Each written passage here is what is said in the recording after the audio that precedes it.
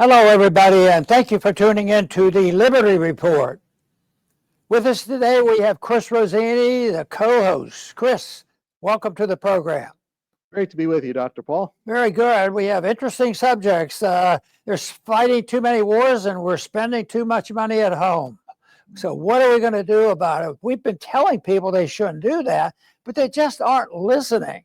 Well, we applauded, this new committee, Doge and Musk, and even Trump, and even we praised them.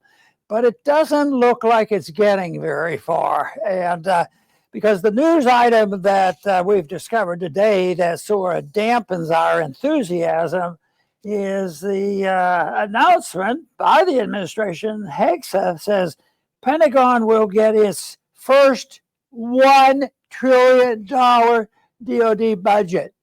And then if you read the article in Anti-War, they say, next year, because of some hidden ways they hide the spending and the momentum, they're saying that the military budget next year could be $2 trillion. I'll tell people listening, don't sweat it. We'll never make it that far. If we're going to spend like that, there may be a conclusion to all this. And I think that's what we're witnessing now these last couple days and couple months and couple years is a whole system that came from the original 1913 Federal Reserve Act, and then that morphed into all kinds of things throughout history, and we trace those, but we've drifted a long way from that. We don't have a sound currency, and yet we are powerful. We still have the weapons, and it seems like the American people like to tell other people exactly what to do, even if they have to fudge a little bit. This is important. It's important for jobs and all this stuff that we have to go out and now, in addition to our interventionist foreign policy, we have this idea that tariffs are magic, and that argument's been around for a long time. And I can remember Al Gore and somebody else arguing a debate one time, and Al Gore was on the right side of that issue. He made fun of the opponents supporting huge tariff. But anyway, it's up there. And we're in the midst of turmoil. And today it just happens to be, a rest. Some people say, well, no, it's all over. It's a rapid adjustment. It'll all come back, later on, maybe today, maybe next week or whatever, because they haven't changed policy. Matter of fact, I think it's making it worse. It's making people complacent. The people who were most organized to resist some of the spending, there's only about 2 or 3 in the Senate and 2 or 3 in the House that are willing to do it.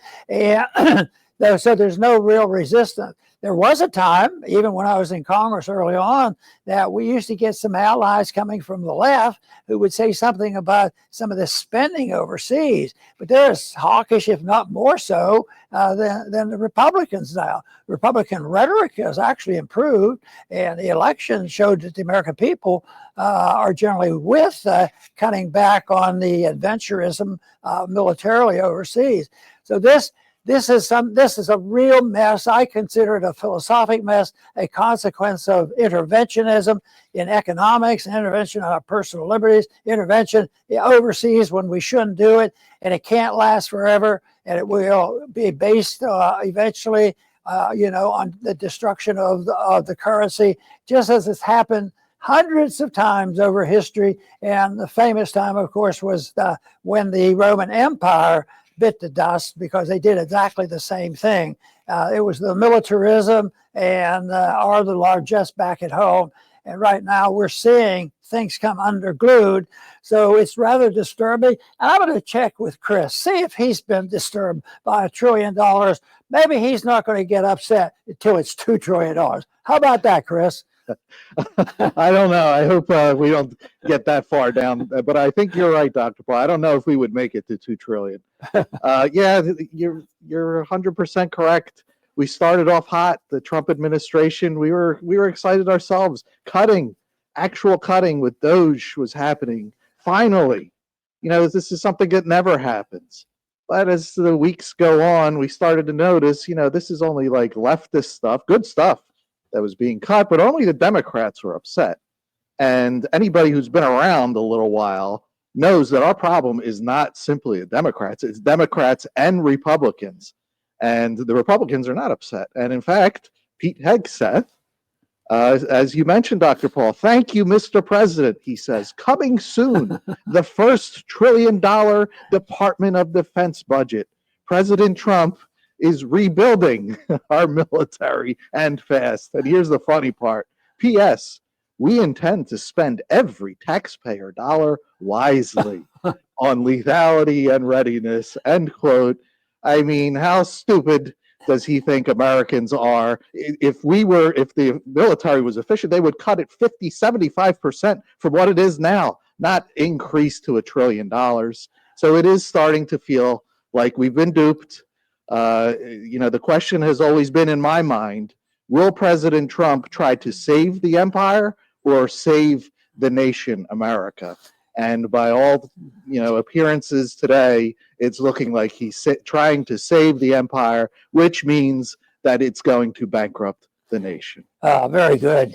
A little bit of laughing and ridicule relieves us to a degree, but it's really pretty sad that this is so serious. I mean, you're not supposed to laugh and cheer unless it's your enemy at funerals, And I see this as the end of a system rather than the glorification of a system that is pro-American, pro-liberty, pro-peace, pro-balanced budgets, and all that stuff.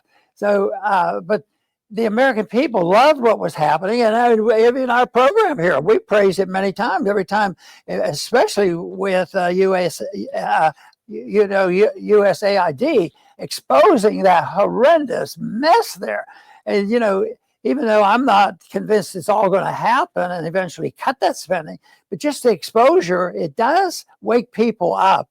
But it is also very difficult to achieve. So that's what we're seeing when we see that they were going to investigate everything, even mention Pentagon, and they were the committee was willing to talk about stopping foreign aid and all of this, but none of that seems to have happened. There's a saying about the golden rule. We should treat other people as we want to be treated. And that's a religious moral principle. But I always assume that countries should do that too. We want to be treated the way we treat other people. But I've decided that individuals sometimes, and countries especially, they want treated as they propose to treat other people. But I'm more worried about how we treat ourselves. Some people are there's this self-mutilation and self-destructive, and it's a disease when they do that. But I think this flagellation and what we're doing, take the tariffs for example. I think they're so dangerous and not very wise, and the foreign policy, the same thing. And yet we do this, and we think we're going to avoid it. But just think of the things that we do to ourselves. We write these laws. The people approve, indirectly and sometimes directly, all the spending. The special interests get it, especially for the wars. Then we also have the spending on the welfare state, and that's the way we treat ourselves. So we shouldn't be surprised that others mistreat us too. They're treat us like we treat you. Well, I don't think that's the full answer. We better talk more about how we're treating ourselves and thinking about protecting the very valuable things. And for me, that's the protection of personal liberty and a wise monetary system and a wise economic policy. That should be our goal. Yeah, absolutely. Unfortunately, that's not the goal at the moment, at least. And, it's sad to say that my entire life, my country has been at a war somewhere with someone. And it's worse than that. My entire parents' life is the same, but before I was even born, same stories. And it's even worse than that. My grandparents were intimately involved, terribly affected by the world wars. And this is what has bankrupted our nation, not just economically, but morally too.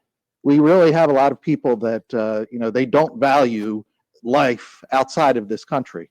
They're very fine with just bombing them, and that's it, as if these are not human beings we're talking about. And this $1 trillion, even if President Trump doesn't do anything drastic, which we have to hope he doesn't, because that's not looking good either.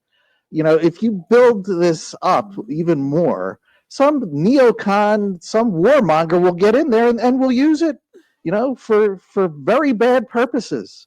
The purpose, the hope with President Trump was to cut and abolish and bring the troops home, but it's not happening. It's going in the opposite direction. So our economic and moral bankruptcy will not be reversed, if things continue as they are today. Yes.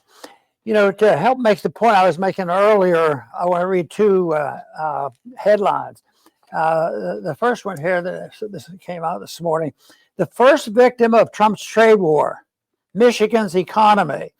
They did stop and think that the tariffs they've imposed puts a tariff on all the parts they buy to energize the auto industry in Michigan. So right away, it's injuring. It's just hard for me to believe that, oh, that'll pass, they'll adjust, they'll do this. We have other tools that we can do.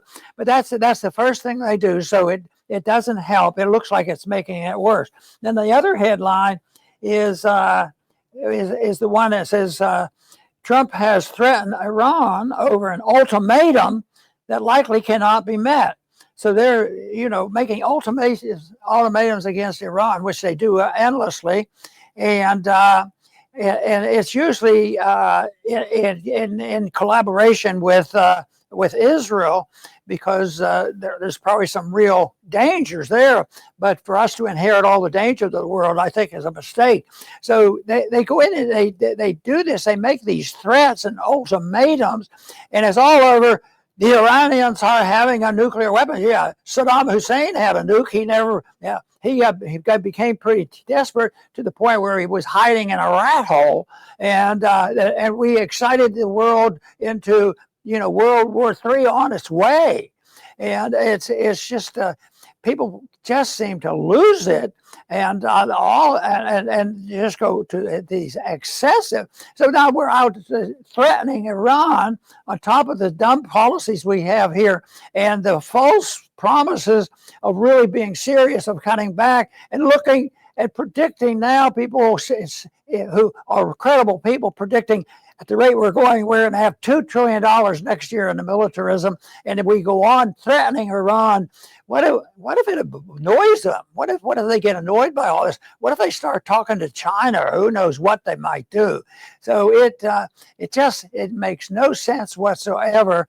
So that just guides me back to some of the basic principles that we promote. And it's not aggression, it's not militarism, it's not inflationism, and it's not empire building and all that stuff that brings harm to us.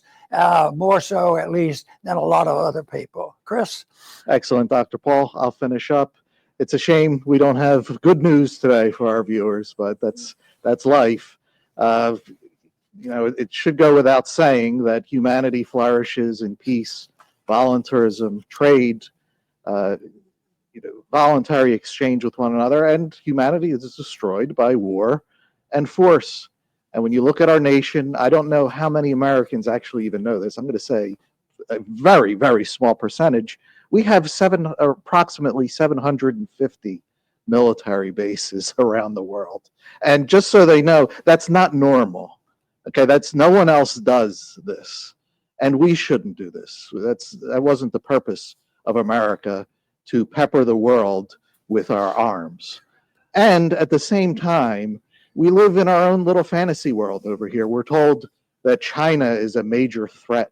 They have one military base in Djibouti, Africa. We have 750, and many of them are surrounding China. Yet if you talk to Americans that watch television, unfortunately they still do, they're afraid that Xi Jinping is going to appear under their bed. So we live in a fantasy world here. And, I'll finish up. We expected more from Trump. It's still early. Things can change, but the direction, it's not looking good. Very, very good. The things that are going on right now, in my mind, I describe it as everybody's wringing their hands, and we do that too. But I think what we're witnessing is the collapse of a totally fake economic system, starting with the monetary issues, starting with the deficit, starting with our foreign policy. And it's all fake. What's good for America? And they come up with these other things, come up with tariffs, and they immediately wipe out jobs domestically and push up prices. And so that's yet to be seen. So that is that to me is very discouraging. The other thing is, how do these trillions of dollars get passed if they don't make very much sense? And we're not in a hot war. Nobody's about to invade us, except they might invade us in economic sense. Maybe we've spent too much money overseas, and maybe they're investing it, and maybe they're competing with us, and nobody analyzes that and say, well, maybe we have some self-blame that maybe we did something wrong there. But the special interests are very powerful. They put the money into it. And of course, the military-industrial complex is behind all the militarism. But in a bigger picture, I think there's a debate going on, a historic debate, and it's always between empire and republic. It certainly was a clear battle, with the Roman Empire and most of the empires, those who love liberty and those who say we want bigger government. Sometimes they get away with it for a long period of time. Sometimes it ends badly. And sometimes it's sort of miraculous how it ends. Because as a kid, I was very much aware of the Soviets, and this was a very dangerous thing. In World War II, this was really something that people worried about, and I think that the empires sometimes aren't nearly as strong as they think, and they come to a halt rather quickly. So we throughout the 60s and the 70s, there was still this thing of the threat of communism, the Soviets. Then all of a sudden, it was over. And it was over because communism didn't work. They ran out of money, and people gave up on it. And that could be what we're starting to see right now, the opening salvo of people giving up on us financially and economically, and looking at our dollar and maybe looking at our militarism. And they say, oh no, we are powerful. We have a lot of weapons, and that's true. But maybe it's such that maybe we'll run out of the money, and we won't be able to maintain this type of spending. So the empire versus the republic is something that has been fought. And of course, our founders argued the case that they were favorable toward a republic, and they actually deliberately ignored and belittled the whole basic concept of democracy, pure democracy. Give it to the majority. Whoever can get a gang together and say, we have 51%, you do as we tell you. We can do anything we want to the minority. And guess what? The minorities, economically speaking, aren't doing all that well.